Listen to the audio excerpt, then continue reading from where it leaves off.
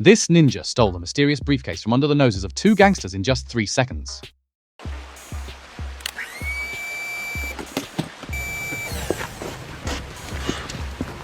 But in the next second, a biker woman suddenly appeared and started fighting with two female ninjas, who also wanted to snatch the suitcase.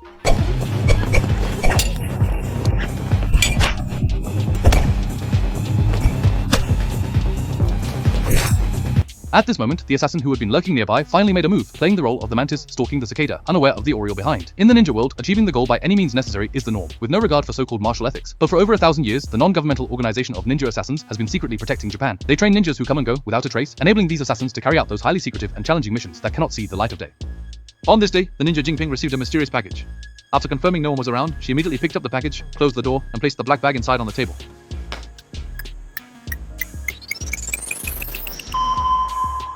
The Cole system voice sounded, revealing that the notorious Kyohei gang was in trouble. Previously, their most powerful faction, the Crescent Group, had been extorting high-ranking government officials and secretly dealing with many dangerous organizations. Just yesterday, during a transaction, the Crescent Group suddenly acted and seized the high-explosive bomb RDX brought by the dangerous organization. The ninja assassin thought this matter was related to Xiang. Xiang is Jinping's elder brother, and now he has become an assassin for the Crescent Group and has captured member Yexu. The higher-ups instructed Jinping to go to the restaurant on the 40th floor of the Hirano building tomorrow. As soon as the words were spoken, the light from the blackboard disappeared. The next day, Jinping arrived at the restaurant on time to meet with the higher-up, Sister Bai. Sister Bai said that nowadays the organization's members are rapidly dwindling, facing a situation where no one is available, so she plans to have Jinping find out the truth behind Yexu's disappearance.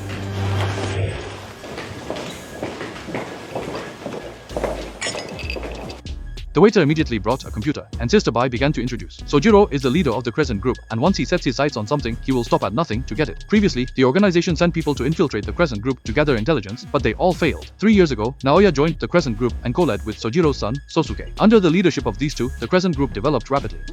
2 days ago, they obtained a high-explosive bomb from a dangerous organization and kidnapped Yexue. However, the organization has not yet found Yexue's body, so it seems the Crescent Group plans to use Yexue in a big scheme. Bai Jue said seriously that Jinping must rescue Yexue, while also obtaining intelligence on the high-explosive bomb, and ideally figure out the true purpose of the Crescent Group. Hearing Jinping agree, Sister Bai said that contact person Dafu knows Yexue's location, and he will help Jinping rescue Yexue. After taking the knife from Sister Bai, Jinping immediately got up and left. That night, members of the New Moon Group were interrogating Yexue at their base. When they saw Naoya approaching, they immediately stopped the interrogation and respectfully greeted the boss. Zhuang standing by, asked him how he planned to handle the high explosives. Upon learning that Naoya was going to send her out, Jusuke volunteered to help him with the burden. Naoya thought for a moment and agreed, then slowly approached Yexue, saying she was a pretty young girl, but to the Crescent Group, she was just an enemy, and the Crescent Group wouldn't treat enemies as gently as they would a pretty girl. Seeing Yexue still silent, Naoya picked up a wet towel and suddenly covered her face with it. But Yexue would rather die than submit, so Naoya had no choice but to have his men deliver the goods immediately and let Shosuke continue to entertain Yexue. He wanted to go home early tonight to attend his daughter's concert. After getting in the car, Naoya called a mysterious person, saying everything was going smoothly and the white briefcase in the back seat was identical to the one just handed to Shosuke. At the same time, a white car slowly stopped at the entrance of the base, while Jinping, guided by Dafu, had already infiltrated the rooftop of the base. Got it. She gently opened the door and successfully slipped inside without alerting the guards.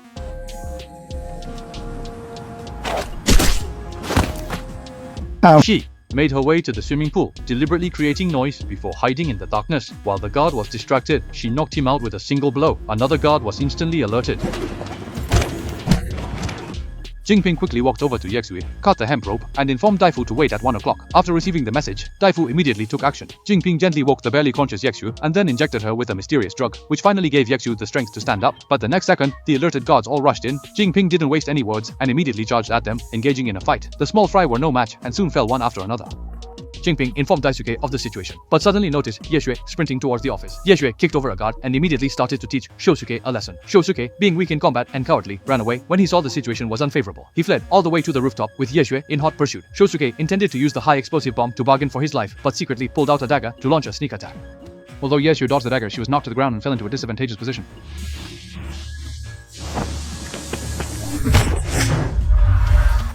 When the web in the ring is under the tall building, it definitely won't survive. Jinping and Yexue hurriedly set off, planning to leave this troubled place, but saw Shiyang at the corner. Jinping told Yexue to meet Daifu at 1 o'clock, and then leave immediately without waiting for him. After saying this, he asked his brother why he was aiding the wicked. Shiyang, however, advised Jinping to leave the ninja assassins, saying that this organization was already in name only, and completely rotten. Working in a corrupt organization can't change anything.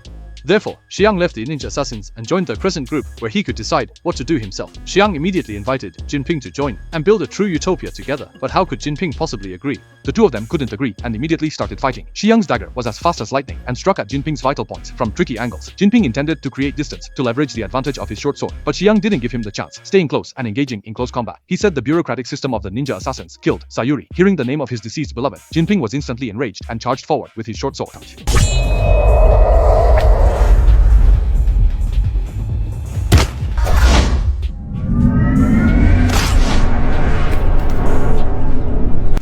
Actually, Jinping could have killed Shi Young just now, but he didn't, and quickly left the building. On the other side, Yexue got rid of the guards, jumped onto the car, and Daifu stepped on the gas pedal, speeding away, asking where Jinping was. Yexue worriedly said that Jinping was just confronting Shi Young, and Shi Young had already joined the New Moon organization. Daifu handed over some chewing gum, telling Yexue not to overthink it.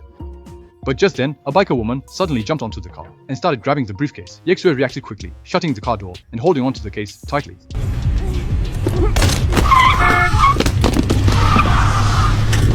Just like that, the biker woman successfully got the suitcase, but when she opened it in a completely safe place, she found it empty. She immediately found Shirai, told him what happened last night, and said that the reason Yexue was captured was because the one who leaked the information was Dafu. Shirai nodded, handed her a ring, and instructed her to proceed with the next step of the plan. Meanwhile, Naoya received the news that the suitcase had been stolen. He brought his subordinates to a restaurant in the suburbs and interrupted Sojiro, who was discussing business. After moving to a nearby soundproof room, Naoya nervously handed over his phone. Seeing his son kicked off a tall building by Kanpei, Sojiro's expression was complex. He slowly walked up to the subordinate guarding the building, but instead of losing his temper, he patted him on the shoulder and said, "Good job." After leaving the soundproof room, Naoya, following Sojiro's instructions, handed a stack of money to 3 subordinates, telling them not to worry too much and to take the money to relax a bit. The subordinates were extremely grateful, bowing repeatedly in thanks, and immediately divided the money once they got in the car.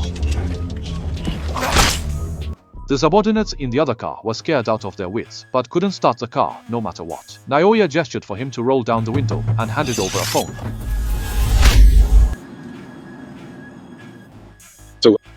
Sujiro instructed Naoya to proceed with the original plan, and Naoya promptly agreed respectfully. After Sujiro left the restaurant, he called someone named Watanabe, saying the goods would be delivered soon. Watanabe replied that he was ready on his end and could conduct the transaction at any time. On the other side, Daisuke took Yuki back to the secret base. Seeing Yuki blaming herself, Daisuke gave her a piece of candy, saying he had also been captured and tortured before being rescued by his own people. Later, he realized that he was not suited for the front line, but rather for logistical support. Daisuke advised Yuki to quickly find a position that suits her. Staying on the front line is fine, but she shouldn't compare herself to Kanpei. Kanpei has completed many impossible tasks and endured far more pain than other ninjas. However, no matter what he encounters, he can always quickly adjust his mood and come out of sadness.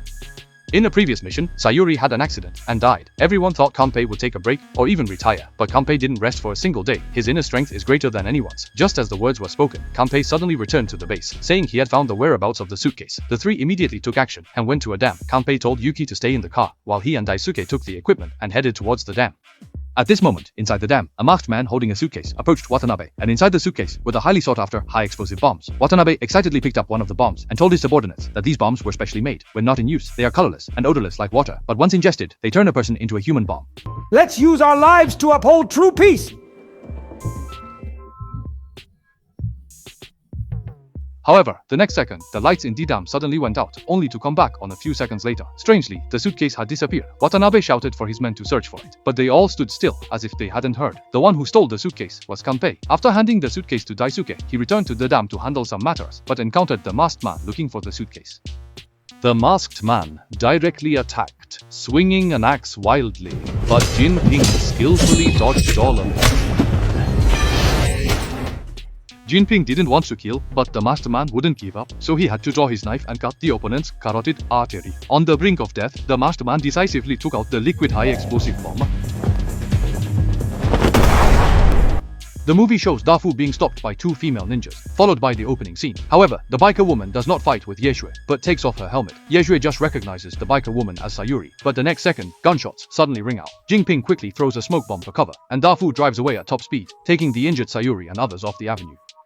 The sniper then put away the gun and bullets, and immediately called the mysterious person, saying the mission was completed. In the car, Yexue asked Sayuri how she was, and upon hearing that she was not seriously hurt, everyone was relieved. But not long after, Yexue suddenly coughed up blood. Jinping immediately checked her wound, and discovered it was internal bleeding. It turned out Yexue had also been shot, but she didn't want to worry her teammates, so she kept quiet. Jinping and Sayuri hurriedly tended to her wound, while Dafu stepped on the gas to speed up, but Yexue's condition worsened, and even her voice became faint. Finally, she looked at Sayuri.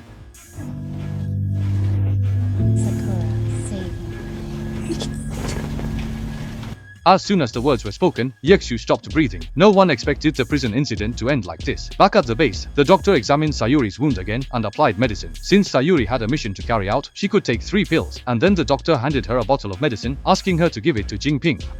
After the doctor left, Jinping slowly walked over, took the medicine from Sayuri's hand, but didn't speak, as if he knew Sayuri had never died. Meanwhile, Naoya went to the tavern to find Sojiro, but brushed past Sister Bai. He immediately became suspicious and stopped, but because he had important matters to attend to, he didn't dwell on it.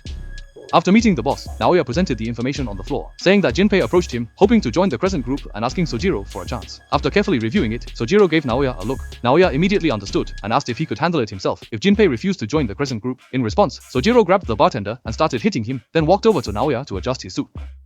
Naoya trembled all over with fear, quickly bowed to apologize, and nervously left the room. 3 minutes later, Sister Bai pushed the door open and directly stated that she wanted to make a deal with Sojiro. Sojiro, however, said that Sister Bai's people killed Sokichi, and if he remained silent, how could he lead the gang in the future, unless Sister Bai could get him what he wanted? Are you really willing to give up something so important for just one agent? That information can change countries.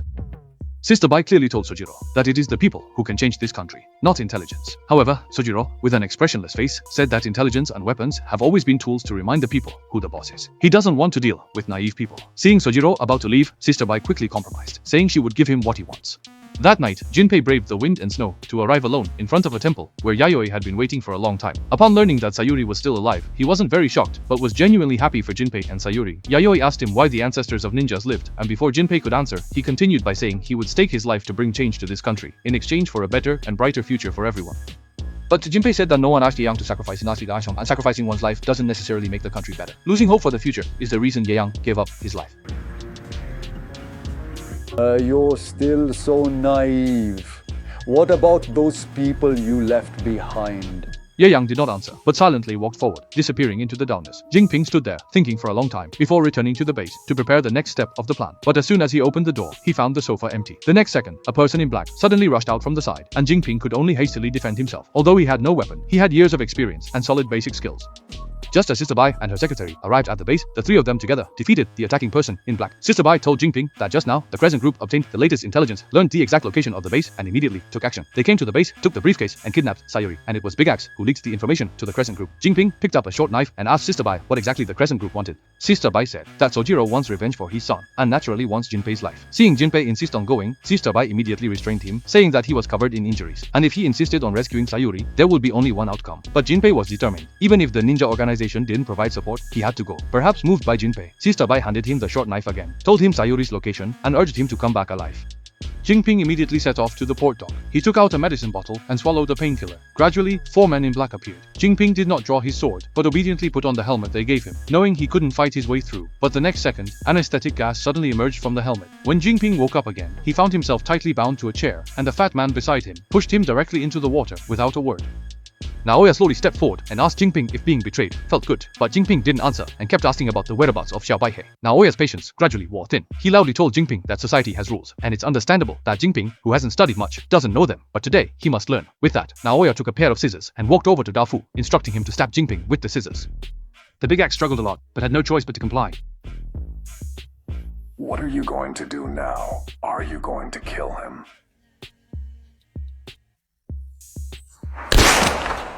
Seeing Jinping painfully shouting Daifu's name, Naoya smugly said that now Jinping should understand some rules. He hoped Jinping would think carefully, and if he was willing to join the Jingyu group, Sojiro would not treat him unfairly. After saying this, he temporarily left with his men. Naoya was very confident and called Sojiro, saying that they could get what they wanted in just 1 hour. After hanging up the phone, Naoya walked into the secret room with his men, staring playfully at the computer screen, anticipating what was about to happen. Meanwhile, the somewhat desperate Jinping kept recalling recent events. When the guards saw him suddenly stand up, they immediately surrounded him, only to be quickly knocked to the ground by Jinping. He used a knife that had fallen to the ground to cut the rope binding his hands, but the next second, dozens of guards suddenly came in. But Jinping remained calm, always keeping his distance from the enemies, taking them down one by one. However, the number of enemies was overwhelming, and he could only fight while retreating, quickly getting cornered. At that moment, a masked person suddenly charged in from the side, but Jinping instantly recognized him as Xiang. Xiang removed his mask, silently handed over a short knife, and then rushed forward with a dagger. He and Jinping are both top-level hostages. They fully utilized the complex terrain of the warehouse and the surrounding darkness, killing an enemy and then slipping into the shadows, only to strike again in the most unexpected way. The number of enemies keeps decreasing, but they seem endless, continuously rushing out from behind the shelves. This greatly exhausts Jinping and Xiang's stamina. However, they still manage to fight their way to the warehouse with their formidable strength.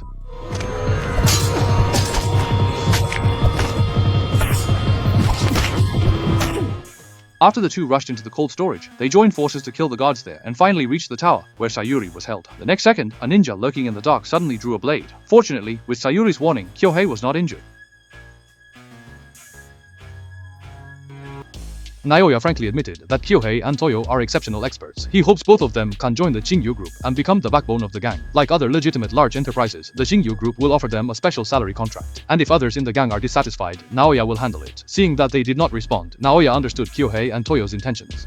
He immediately ordered the ninjas to act, but only to defeat Jinping and Xiang, not to take their lives. This was Sojiro's request. Jinping and Xiang immediately took their stances, fully prepared, and upon seeing the ninjas move, they counter-attacked at once. However, the ninjas were indeed formidable, not only with exquisite swordsmanship, but also with great strength. They quickly knocked down the injured Jinping and then kicked over Xiang. Just as he was about to incapacitate Xiang, Jinping intervened in time to rescue him. He had already suffered many injuries before, and with his remaining strength nearly depleted, he soon fell in battle. Yet he still forced himself to stand and coordinated with Xiang to temporarily repel the ninja. At that moment, they remembered the dual sword technique they had practiced before.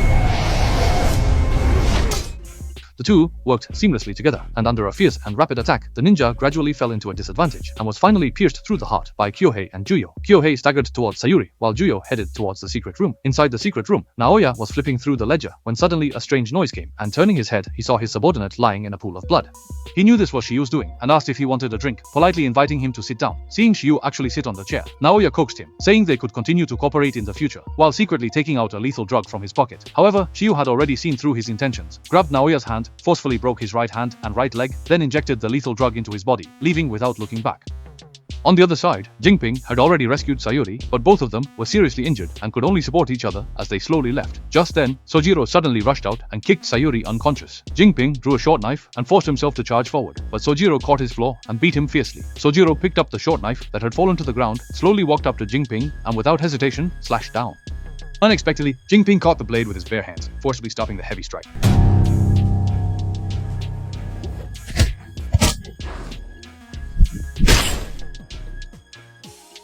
The knife came down and Jinping's strength was completely exhausted, causing him to faint. However, Sayuri was awakened by the thunder and quickly ran to Jinping's side, loudly calling his name. The unconscious Jinping repeatedly recalled recent events. Suddenly, he awoke to the sound of her calling.